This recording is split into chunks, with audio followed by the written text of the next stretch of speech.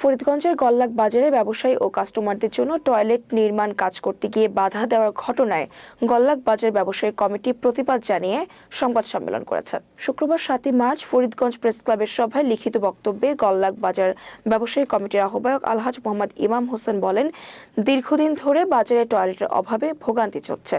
স্থানীয় চেয়ারম্যানের সহযোগিতায় সরকারি পরিত্যক্ত জায়গায় আধুনিক টয়লেট নির্মাণ কাজ শুরু হলে পার্শ্ববর্তী ভবনের মালিক মাইনুদ্দিন বাধা দেন।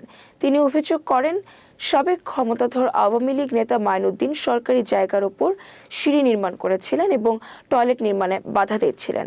সাংবাদিকদের প্রশ্নে তিনি জানান, পানি উন্নয়ন বোর্ডের জায়গা পরিত্যক্ত থাকায় অনুমতি নেওয়া হয়নি। এরপর উপজেলা নির্বাহী কর্মকর্তা এবং প্রকৌশলী তদন্ত করে নির্মাণ কাজ সাময়িক বন্ধ রাখার নির্দেশ দেন।